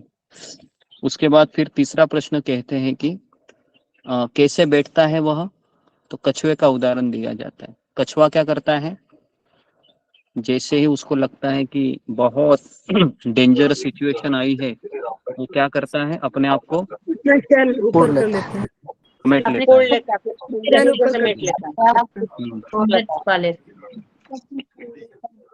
अपने आप को समेट लेता है। तो जैसे मान लो आप बाहर चले गए और अचानक आपको ऐसी वस्तु दिखी, है ना, या ऐसे दृश्य देखा, तो क्या करना चाहिए? तुरंत हमको क्या करना चाहिए? कृष्ण का ध्यान आंखें बंद करना करना चाहिए। चाहिए। हाँ, कृष्ण के ऊपर रहते हैं ध्यान। हाँ, ऐसा नहीं करना चाहिए। बुरा मत सुनो, बुरा मत देखो, है ना, बुरा मत बोलो। वो गांधी जी के 3 बंदर की तरह नहीं करना चाहिए। ओके। कृष्ण पर तो ध्यान देना चाहिए। हाँ, गुरुजी आप तो हमें वचनों का भी बेसिकली करना चाहिए तो कंट्रोल हो जाता है, गुरुजी ने कहा था। हाँ। तो बेसिकली जो हमने जो सुना है या हमने जो समझा है, तुरंत इसके लिए आपने देखा है कोई भी इस्कॉन का व्यक्ति बाहर जाता है ना, तो वो माला लेके जाता है, पता है? ऐसे हरे कृष्णा हरे कृष्णा हरे कृष्णा हरे कृष्णा उसका चलता ही रहता है, क्योंकि उसको पता है मैं भी कहाँ आया हूँ, मैं अभी बाहर आया हूँ, है ना? माया में हाँ, और बाहर माया मुझे क्या करेगी? बंदूक मारती रहेगी, घेर तक तक लेगी। तक तक तक तक तक तक तक करके, है ना? और मैं मेरे हाथ में माला नहीं है या मेरा ध्यान नहीं है कृष्ण में, तो क्या होगा फिर? में आ जाएंगे माया के अंदर। हाँ, फिर क्या होगा? मैं घायल हो जाऊंगा, है ना? हाँ, कितने लोगों का ऐसा होता है कि हाथ में माला नहीं होती और मार्केट जाते हैं, और जब आते हैं तो एकदम घायल होके आते हैं, बाप रे अभी मेरा माथा खराब हो गया है। हाँ, ऐसा होता है, कभी कभी बहुत ज्यादा होता है ना? अगर हमारा ध्यान नहीं है ना, तो मार्केट जाके आते हैं या बाहर जाके आते हैं, जॉब करके आते हैं, और बहुत उनका दिमाग है ना टकराने लगता है कि माया ने मुझे आज बहुत परेशान किया।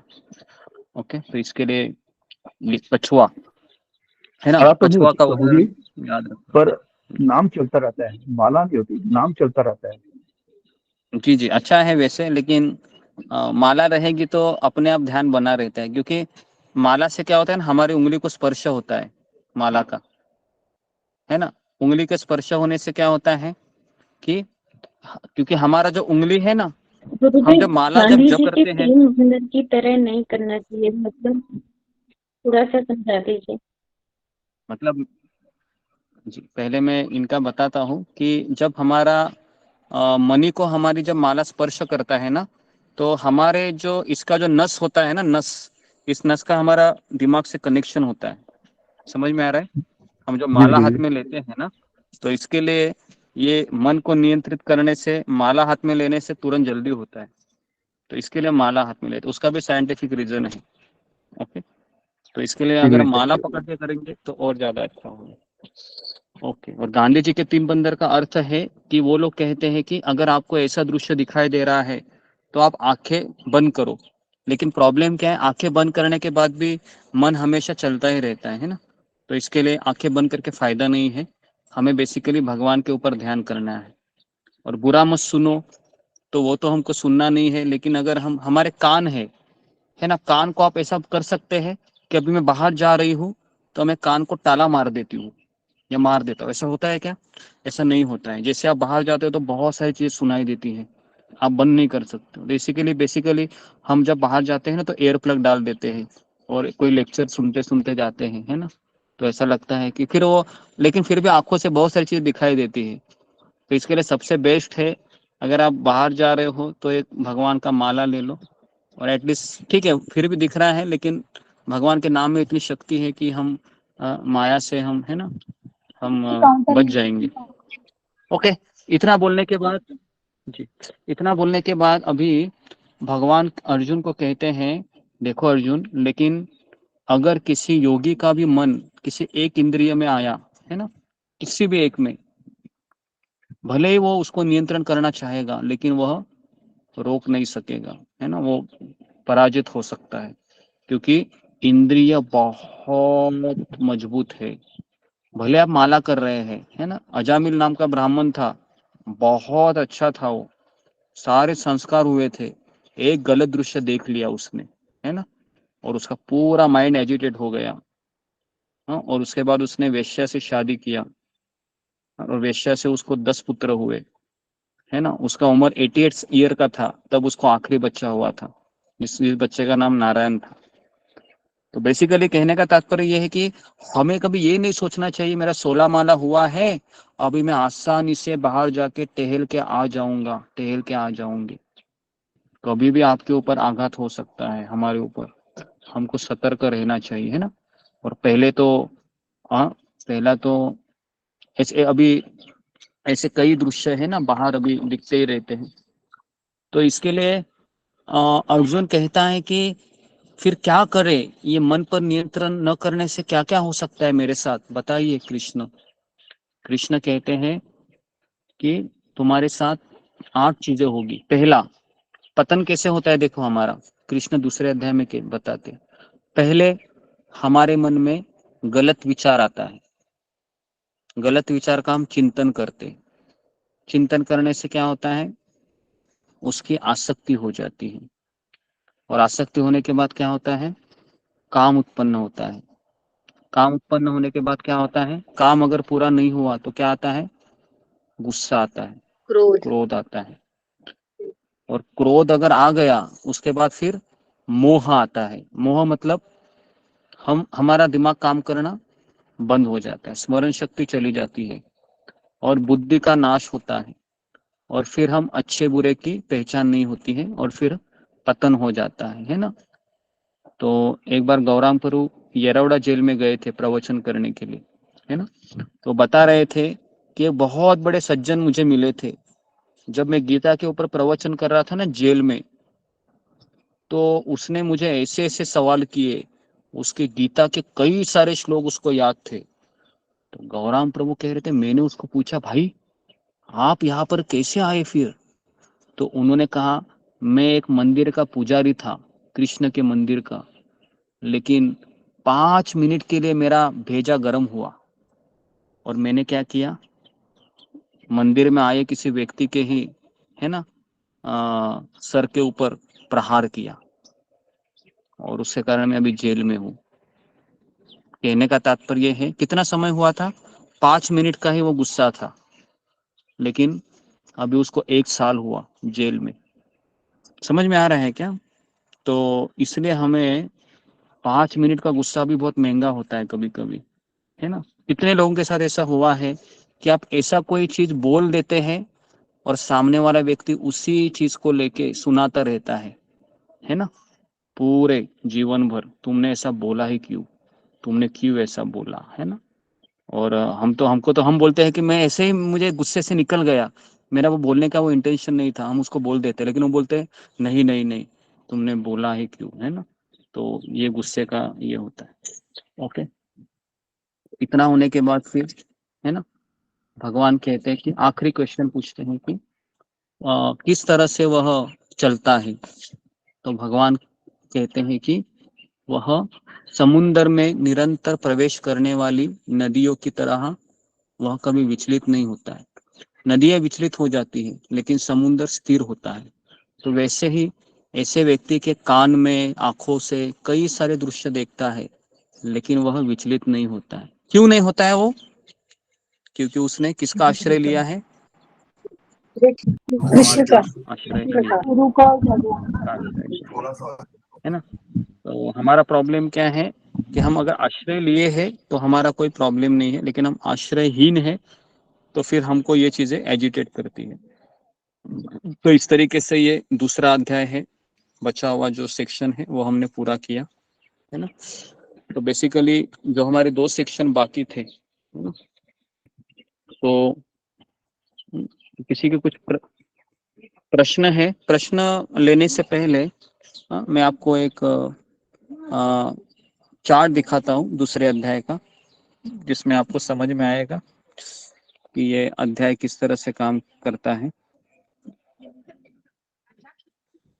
जी, ओके।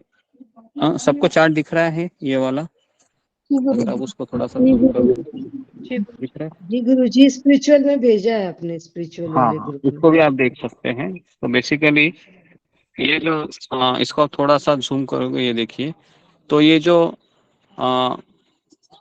दूसरा अध्याय का जो है ना, ये चार्ट है, इतना ही है। और ये केवल गीता है ना, ये इसके ऊपर मैं आपको और एक लेक्चर लूंगा कि किस तरह से दूसरा अध्याय याद रखना है ना।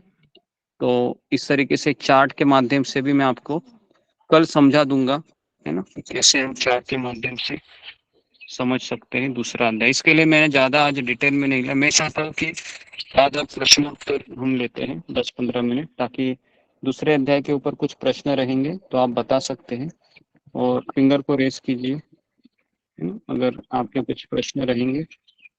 जी, एक मिनट अभी कीजिए।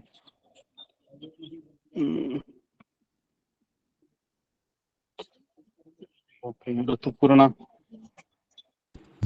हरे कृष्ण गुरुजी, पंचांग प्रणाम। गुरुजी, मेरा प्रश्न ये था, अर्जुन तो कृष्ण को फ्रेंड समझता था, लेकिन अचानक उसको ऐसा क्यों लगा कि मेरा ये डाउट कृष्ण दूर कर सकते हैं, और कृष्ण को वो अचानक गुरु मानने लगा हठात। तो ये तो फ्रेंड तो समझता था और फ्रेंडशिप जैसा बात कर रहा था, लेकिन वो अचानक गुरु क्यों समझा कि मेरा ये डाउट कृष्ण ही क्लियर कर सकते हैं? क्योंकि अर्जुन को पता था कि कृष्ण है ना, मेरे सामने है, और अर्जुन का कृष्ण के ऊपर भरोसा था बेसिकली। और अर्जुन को पता था कि कृष्ण मैं कृष्ण का भक्त तो भी हूँ, कृष्ण मेरे मित्र भी है, और कृष्ण के ऊपर उसकी श्रद्धा थी। तो कभी कभी हम मित्र से भी राय ले लेते हैं, लेकिन यहाँ पर अर्जुन इतना भ्रमित अवस्था में था कि उस परिस्थिति में उसके साथ कोई नहीं था, और उसको कृष्ण के ऊपर बहुत विश्वास था, श्रद्धा थी। तो इसलिए ऐसी विकट परिस्थिति में, है ना, उसको भगवान के ऊपर काफी उसकी श्रद्धा थी। तो इसके लिए उसने भगवान को एक गुरु के रूप में माना, और बेसिकली ये भगवान की इच्छा थी कि वो मुझे गुरु के रूप में स्वीकार करे, क्योंकि कृष्ण ये गीता देना चाह रहे थे ना। तो ये सारा एक तरीके से ये प्लानिंग था, योजना थी कृष्ण की। ओके, नेक्स्ट रूबी कुमारी।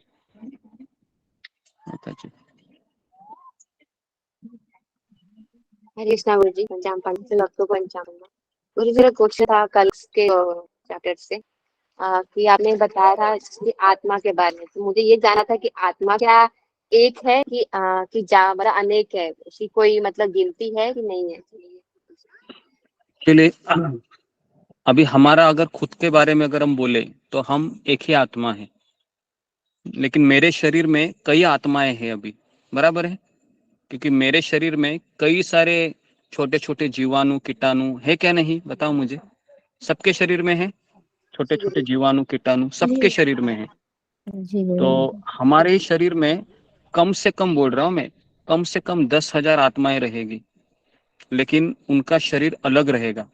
अगर हमारे आत्मा छोड़ देगी तो मैं तो मर जाऊंगा, लेकिन मेरे अंदर जो जीवाणु रहेंगे वो मरेंगे क्या? वो नहीं मरेंगे, उनका अस्तित्व बना रहेगा। तो कहने का तात्पर्य ये है कि इस संसार भगवान ने ऐसा बनाया है कि एक शरीर दूसरे शरीर के ऊपर आश्रित है ना। तो इसके लिए कई जीवाणु कीटाणु हमारे अंदर भी है। तो हमारी बीमारियां भी क्यों होती है? क्योंकि कोई एक आत्मा है मुझे परेशान किए है ना। कोरोना की बीमारी हमको पता है ना, वो भी एक जीवात्मा है ना, और वो जीवात्मा पूरी दुनिया को हिला दिया उसने, है ना।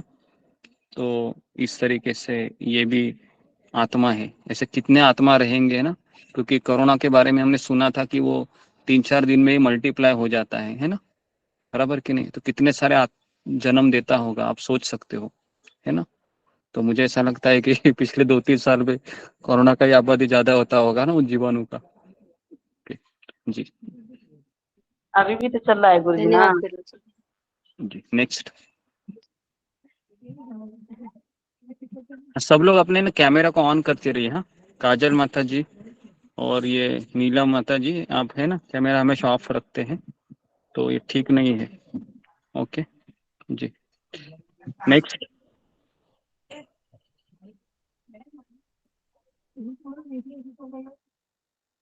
जी सुधा गुप्ता माता जी।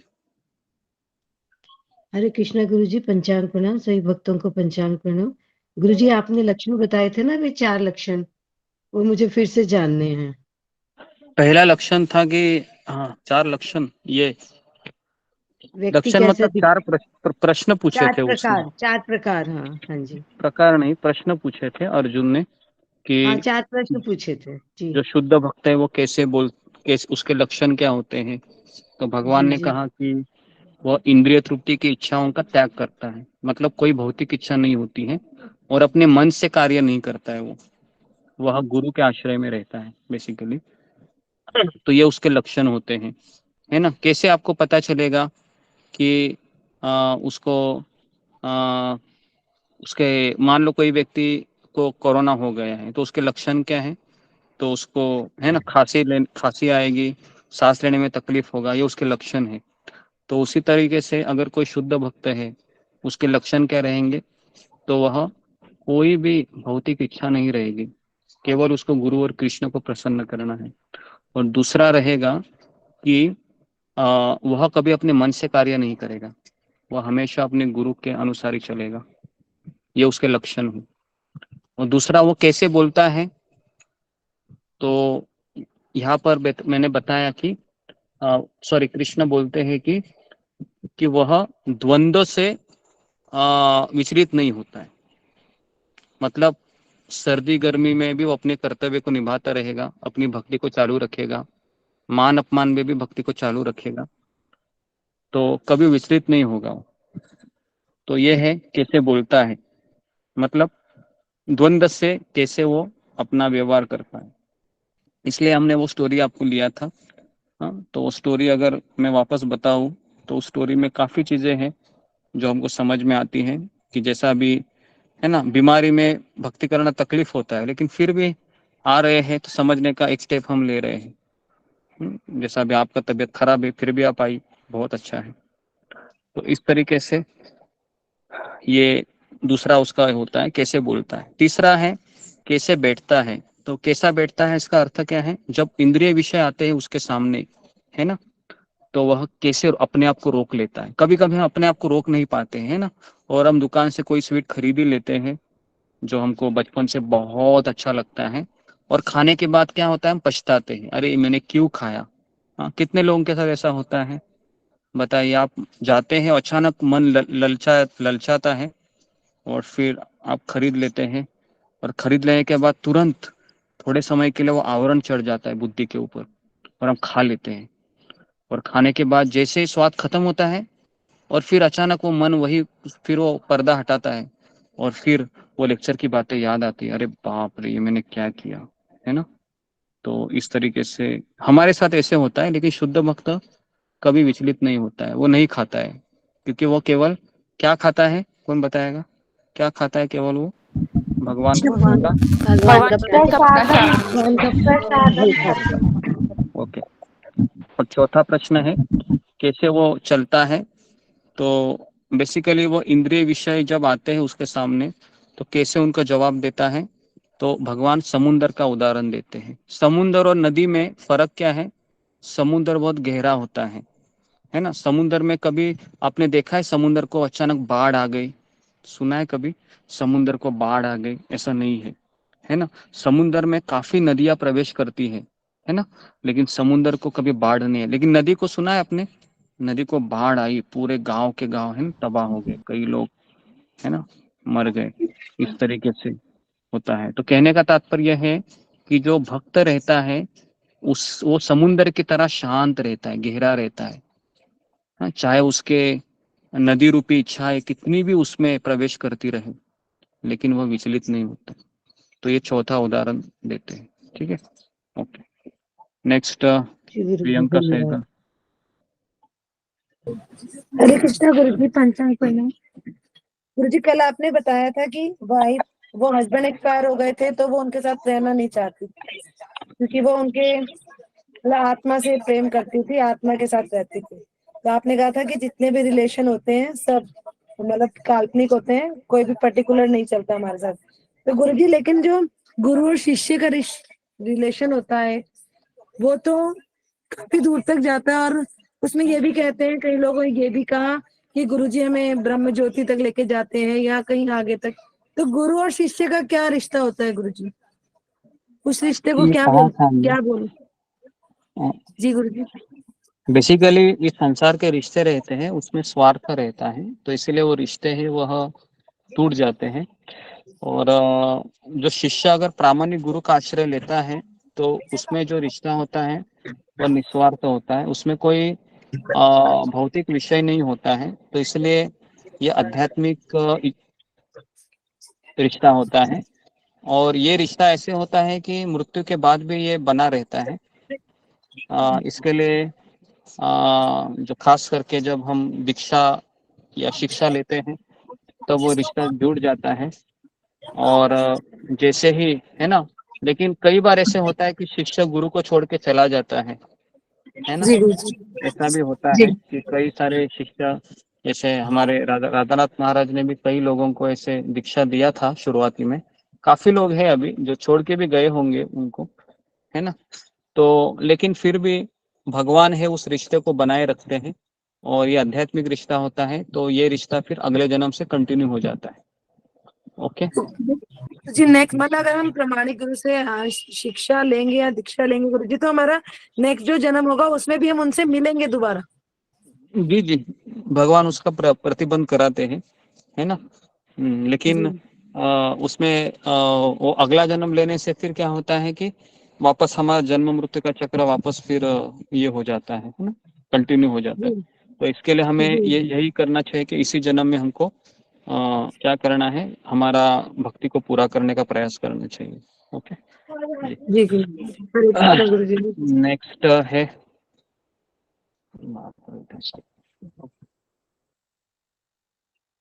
कृष्ण मोहन सिंह।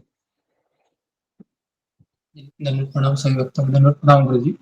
गुरु जी, योगी माता जी ने प्रश्न पूछा है, उससे मिलता जुलता प्रश्न है कि क्या जो आत्मा का स्वरूप, जो आत्मा हम सब में है, सारे जीव में है, तो क्या उनका मूल स्वरूप एक ही है? नहीं, अभी आत्मा जैसे अभी मेरे अंदर मान लो मैं कंसिडर करूँ कि मैं खुद एक आत्मा हूँ, और मेरे अंदर मान लो 15 से 20 एक लाखों आत्माएं रहेंगी, लेकिन हम एक 10-15 आत्मा के बारे में सोचते हैं। तो देखिए, पहले तो वो जो आत्मा है मेरे अंदर, है ना, तो मेरे अंदर की जो आत्मा है वो जीवाणु कीटाणु का शरीर है, तो उनका स्वरूप है अभी। तो वो अपने कर्म से वह क्या कर रहे हैं, संघर्ष करते हुए उनको भी मुक्त जन्म मिल जाएगा। तो उनका स्वरूप तो वो भी भगवान के अंश है, लेकिन वो अभी क्या कर रहे हैं, अपने कर्म को झेल रहे हैं। ठीक है, लेकिन इसका ये फायदा है कि अगर वो किसी शुद्ध भक्त के शरीर में रहेंगे तो वो जो प्रसाद खाएगा अभी, है ना, तो उसका फायदा उसके भीतर जो जीवाणु कीटाणु है उनको भी मिलेगा, है ना। एटलीस्ट उसको अज्ञा सुकृति मिलेगी, बराबर है। इस तरीके से हम सोच सकते हैं। ठीक है, लेकिन अभी वो भगवान के ऊपर रहेगा कि अगला जन्म उनको किस तरीके से मिलेगा। तो इसके लिए हमारे शरीर में जो आत्माएं हैं, तो इसके लिए बेसिकली अभी अभी जैसा कि एक पौधा है, तो हम किसी पौधे का भला कैसे कर सकते हैं। अभी पौधा तो हरिनाम नहीं ले सकता है, लेकिन अगर आप उसके जड़ों को भगवान को अर्पण किया हुआ पानी अगर आप डाल देते हो तो क्या होगा, फिर वो उस वृक्ष का भी अज्ञा सुकृति मिल जाएगा। समझ में आ रहा है? तो ये सब हमको करना चाहिए ताकि उस आत्मा का उद्धार हो। ओके, समझ में आया आपको? धन्यवाद गुरु जी, धन्यवाद। प्रतिभा कुमारी। हरे कृष्ण गुरु जी, पंचांग प्रणाम। गुरु जी, जहाँ पे आपने बोला था कि जिसका मन दृढ़ नहीं है वो विभिन्न सकाम कर्मों के ऊपर आकर्षित रहता है और ये हमारे भक्ति के लिए जो है बहुत जरूरी होता है मन को दृढ़ करना, पर ये नहीं हो पाता है। और जैसे कि आपने कहा कि परिवार के भी हो तो सब में सब भगवान के अंश है, इस रूप से हमको देखना चाहिए। पर कुछ अपेक्षा जो आपसे सुना है जैसे कि अपेक्षा नहीं करना चाहिए, हम कोशिश करते हैं, पता नहीं फिर कहाँ से अपेक्षा आ जाती है और फिर वाणी का वेग निकल जाता है। तो तो, अ, तो ये होता है कि तो मतलब हमारी सारी शिक्षा वहीं पे डाउन हो जाता है। फिर हम बाद में पछताते हैं कि ये ऐसा नहीं, गुरुजी ने तो ऐसा कहा था कि नहीं, हमको उनको भगवान के अंश के रूप में देखना चाहिए। और हम ये भी पता होता है कि ये इसीलिए होता है क्योंकि हमने अपेक्षा की है और इसीलिए हम दुख भोग रहे हैं, पर वो बाद में होता है, उससे पहले गाड़ी निकल जाती है, जैसे वाणी का वेग है। तो जी ऐसा क्यों होता है और इससे कैसे बचा जाए? बेसिकली एक चीज याद रखिए, ये जो आप सुन रहे हैं सब थेरोटिकली नॉलेज है ना। तो ऐसा नहीं होगा कि अभी मैंने सुना आज के लेक्चर में कि मुझे अपेक्षा नहीं करनी चाहिए, आपने सुना अभी, ठीक है, तो आपके बुद्धि को भी ये जम गया। लेकिन प्रॉब्लम क्या हो गया कि हमारे अंदर अनर्थ अभी भी है। तो क्या होगा, शाम को ही हमारी परीक्षा होगी, है ना, शाम को हम अपेक्षा करेंगे और फिर अपेक्षा पूरी नहीं हुई तो क्रोध आएगा, क्रोध होने के बाद हम पछताएंगे और हम फिर सिर हाथ है वो सिर के ऊपर बैठ जाएंगे, सोचेंगे अरे बाप रे, मैंने तो आज ही तो सुना, ये क्या हुआ मेरे साथ। देखिए एक चीज आप हमको याद रखना है कि मेरे अंदर जब तक अनर्थ रहेंगे ना तब तक मैं फेल होता रहूंगा। लेकिन मान लो कि ऐसे 10 दिन होता है ना, तो 10 दिन में क्या होगा कि कभी ना कभी आपको प्रयास करते करते करते करते करते करते कि एक दिन ऐसा आएगा कि जब सिचुएशन आएगी, है ना, अभी मेरा मुंह खुलने ही वाला है, तो अचानक आपको रियलाइज होगा कि मुझे नहीं बोलना है अभी, है ना। तो ये अभ्यास करते करते होगा। तो मान लो कि आज से तय किया, तो आज से 1 महीना मान लो क्या फेल हो गई, है ना। रोज आपने सुना लेकिन रोज अपेक्षा किया, रोज झगड़ा हो गया, रोज आप, है ना, क्रोधित हो गए और फिर मनमुटाव हो गया। लेकिन 1 महीने के बाद क्या होगा, सेम सिचुएशन रहेगी, लेकिन उस समय आपको वो जो पिछले जो 30 दिन का अभ्यास रहेगा, उससे आप जैसे बोलने जाओगे तुरंत आपको वो पिछला सब याद आएगा और फिर आप उस समय एक स्टेप और आगे जाओगे, है ना, और फिर आप बोलोगे कि अभी मुझे नहीं बोलना है। फिर धीरे धीरे ऐसा होगा कि आप उस चीज के लिए जो अभी आप समझ रहे हैं ना, तो ये धीरे धीरे होगा, है ना। तो ये सडनली नहीं हो, लेकिन आपको अभ्यास करते रहना है। समझ में आया? जी इस तरीके धन्यवाद। से। नेक्स्ट ममता कुमारी। धन्यवाद गुरुजी। हरे हरे कृष्णा गुरु जी। जैसे आपने बताया था कि हमको हमारे शरीर में जो 3 लेयर है, आत्मा, स्थूल शरीर और वो सूक्ष्म शरीर। तो आत्मा तो वो अमर है, वो नहीं मरता है, ऐसा आपने बताया। स्थूल शरीर तो नष्ट हो जाता है पंचभूत से। तो ये जो सूक्ष्म शरीर है, इसका क्या रोल है? जब हम मरते, जब हमारा शरीर जब छूट जाता है, तो ये आप बताए थे एक बार कि ये हमारे आत्मा के साथ जाता है, तो इसका क्या रोल है? और क्या हम जो कर्म किए हैं, दुख सुख और जो गलत या बुरा, वो कौन, ये सूक्ष्म शरीर ही भोगता है क्या? जी, इसका इसके बारे में। सूक्ष्म शरीर ही हमारे साथ चलता है। जैसे कहा जाता है कि संसार में हम कुछ लेके आते हैं, कई लोग कहते हैं हम कुछ लेके नहीं आते, लेकिन एक चीज लेके आते हैं, क्या है? हमारे कर्म, है ना, हमारे कर्म लेके आते हैं हम। और हम अब चले जाते हैं, कई लोग कहते हैं कुछ नहीं लेके जाते, लेकिन हम कुछ लेके जाते हैं। क्या है वो भी है कर्म, है ना। तो एक कर्म है, किसके साथ लेके जाते हैं? आत्मा, ये सूक्ष्म शरीर में ही के कर्म फिट होते हैं। हमारा स्वभाव, है ना, हम हमारी इच्छाएं, हमारी वासनाएं हैं, ये सब वो क्या रहते हैं, इसी सूक्ष्म शरीर मन बुद्धि अहंकार में स्टोर होता है ना। और यही वासनाएं है। जैसे ही हमारा अगला शरीर मिलता है, हमारा स्वभाव त्यों का त्यों रहता है और उसी अनुसार हम कंटिन्यू करते हैं। तो जब हमारा मुक्ति हमको मिल जाती है ना, तो ये मन है वो विलीन हो जाता है, मन बुद्धि अहंकार का जो जड़ है ना, क्योंकि इस ब्रह्मांड को आठ आठ आठ पंच महाभूत और 3 सूक्ष्म चीजों से 8 आवरण है। तो इस आवरण में विलीन हो जाता है जब हमारा आत्मा मुक्त हो जाता है बुरी संगति से, बुरे अनर्थों से। तो लेकिन इसके लिए बहुत समय लगता है। ओके जी, गुरु जी धन्यवाद। ओके। नेक्स्ट रंजना सुल्तानिया। हाँ प्रभु जी, जैसे आपने पहले चैप्टर में बताया था कि जिसको जैसे क्रोध आता है, गुस्सा आता है बहुत, तो वो उसको क्या वो अपने उसको आत्मा का खुराक नहीं मिलता है, वो आत्मा का जो भोजन है, जो उसका पोषण है वो नहीं करता है, इसीलिए उसको इतना गुस्सा आता है। लेकिन हम देखते हैं कि बहुत लोगों को ऐसे गुस्सा नहीं भी आता है कि वो बहुत विनम्र होते हैं, जबकि वो भक्ति में नहीं होते हैं, जयमाला नहीं करते हैं। तो ऐसा तो हम नहीं कर सकते हैं कि क्रोध गुस्सा उसी को आता है जो जी जी, मुझे समझ में आया आप क्या कहना चाह रही है कि बाहर के लोग रहते हैं ना, वो माला भी नहीं जपते हैं लेकिन क्रोधित नहीं होते हैं, बहुत अच्छे से बात करेंगे पोलाइटली, है ना। लेकिन एक चीज याद रखिए कि जो दुर्योधन के जो 100 भाई थे ना, उनमें बहुत यूनिटी थी, कभी उनमें झगड़ा नहीं चला। लेकिन पांडव में हमेशा झगड़ा होता था, पता है क्यों? क्योंकि क्योंकि जहाँ पर कृष्ण है ना, वहां पर हमारी भक्ति को बनाए रखने के लिए संघर्ष करना होता है। लेकिन जो कौरव लोग थे ना, उनका गोल क्या था? इंद्रिय तृप्ति था, है ना, केवल मजा मस्ती करना है।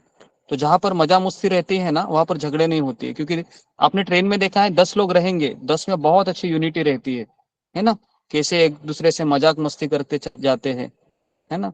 तो इसके लिए एक चीज याद रखिए कि जो व्यक्ति भक्ति करता है ना, तो उसको संघर्ष करना पड़ता है।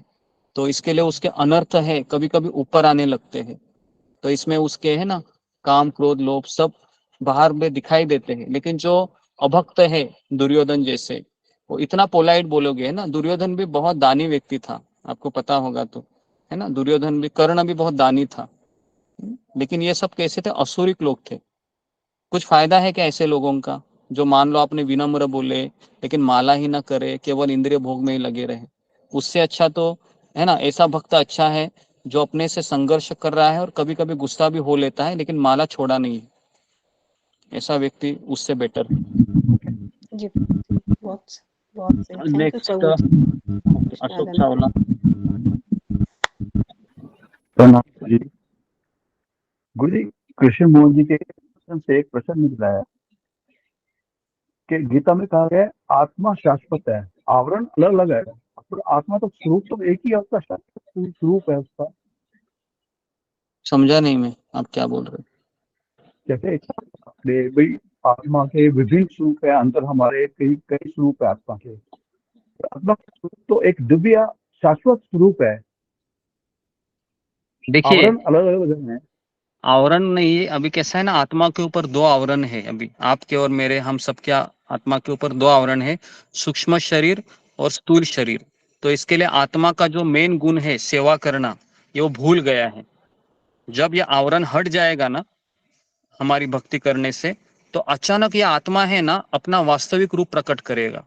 जैसा अभी आपका ये जो शरीर है ना, तो आप एक्चुअली अशोक चावला नहीं है ना, आपका स्वरूप अलग है। ये शरीर जब तक रहेगा तब तक आपको अशोक नाम से लोग पहचानेंगे, बराबर है। लेकिन जैसे ही आत्मा शरीर छोड़ देगा, फिर आप अशोक चले गए। अभी अशोक कहाँ है ना। अशोक तो केवल एक व्यक्ति था, मनुष्य रूप था, चला गया। अभी वो आत्मा दूसरी जगह चला गया है ना। तो इसके लिए हमारा स्वरूप है तभी प्रकट होता है जब हमारे आवरण हट जाते हैं। और आवरण तभी हटेंगे जब हमारा, है ना, वो जो हमारा श्रद्धा, रुचि, आसक्ति भाव, अनर्थ निवृत्ति, ये सब निकलेगा, है ना। और ये निकलना इतना आसान नहीं है ना। हमको बहुत गुरु का आश्रय लेना, रोज सत्संग में आना, विनम्रता दिखाना, ये दिखाते दिखाते दिखाते दिखाते एक दिन कृष्ण हमारे, है ना, एफर्ट पे प्रसन्न होंगे और फिर जाके ये हटेगा, है ना। तब जाके हमारा स्वरूप प्रकट होगा। ओके जी।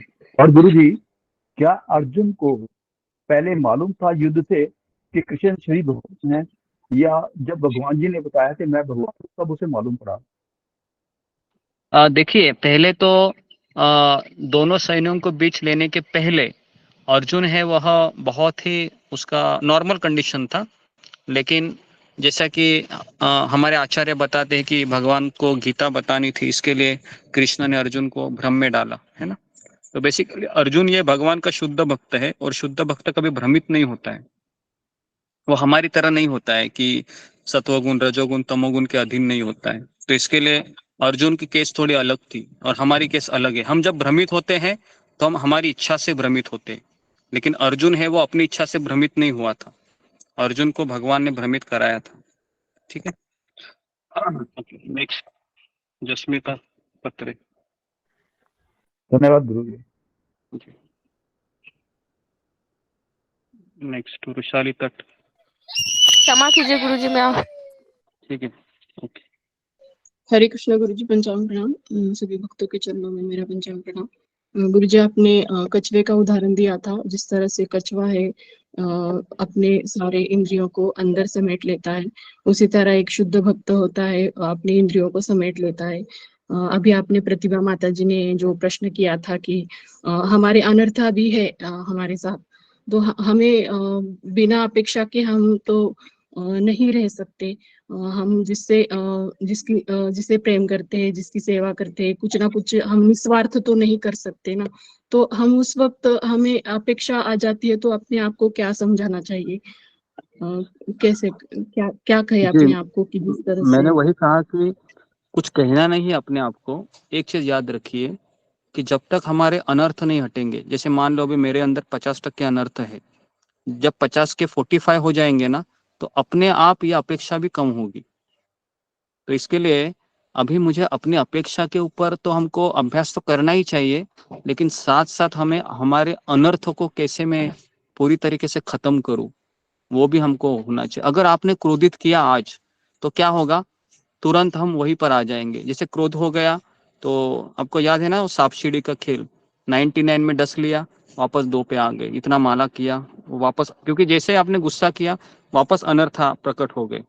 तो इसके लिए ये होता रहेगा, है ना। तो इसलिए हमेशा अपने आप को अलर्ट रखना है कि अभी शाम हो रही है ना, तो कुछ कुछ अपेक्षाएं मेरी अंदर आ जाएगी, तो अपने आप को प्रेजेंट टेंस में रख के समझाते हुए रखने का, मुझे अपेक्षा नहीं करनी है ना। तो बेटा आएगा, बेटी आएगी, उसी भाव में रहने का, है ना, उसी परीक्षा को। तो ये अभ्यास करोगे ना, तो एक दिन ऐसा होगा ना कि कुछ फर्क नहीं पड़ेगा आपको कि आपको बोले, डांटे या निग्लेक्ट करे, है ना। क्योंकि आपको पता है कि मुझे जो मिल रहा है ना, मेरा भगवान कृष्ण है, मुझे सब दे रहा है ना, और मैं भक्ति भी कर रही हूँ, तो वो चीज़ हमें आनंद देगी। तो ये बेसिकली अभ्यास से होगा और हमारी साधना से होगा, है ना। और ये होगा एक दिन। अगर नहीं भी हो रहा है तो हताश होने की जरूरत नहीं है, क्योंकि जिस तरह से कच्चा आम है, झाड़ पे लगा हुआ है, एक दिन उसको पकना ही है ना। तो इसके लिए हमेशा आशावादी रहने का। ओके जी, जी। हरे ओके। कृष्ण, धन्यवाद। तो यहाँ पर मैं रुकता हूँ। हरे कृष्णा कृष्णा हरे कृष्णा कृष्ण। हरे हरे, गुरुजी, हरे राम हरे हरे कृष्ण, राम, हरे कृष्ण, हरे कृष्ण, हरे हरे कृष्ण, राम, हरे हरे कृष्ण, राम, हरे कृष्णा हरे कृष्णा कृष्ण हरे राम राम हरे हरे कृष्णा हरे कृष्णा हरे राम पंचांग प्रणाम हरे कृष्णा सभी भक्तों को पंचांग प्रणाम गुरु जी को पंचांग प्रणाम हरे कृष्ण। सभी भक्तों के चरणों में मेरा दंडवत प्रणाम। हरे कृष्णा। पंचांग प्रणाम हरे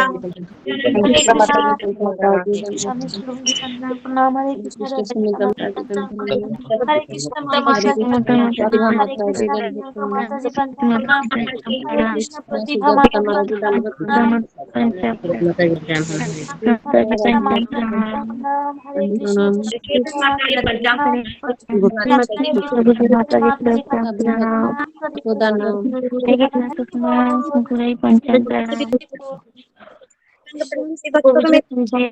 माता जी पंचांग प्रणाम कृष्णा सुषमा माता जी पंचांग प्रणाम पंचांग प्रणाम। हरे कृष्ण शिखा माता जी पंचांग प्रणाम प्रतिभा माता जी पंचांग कीजिए सब लोग, सब कुछ ठीक ठीक हो जाए। हरे कृष्णा माता जी पंचांग प्रणाम। पंचांग प्रणाम।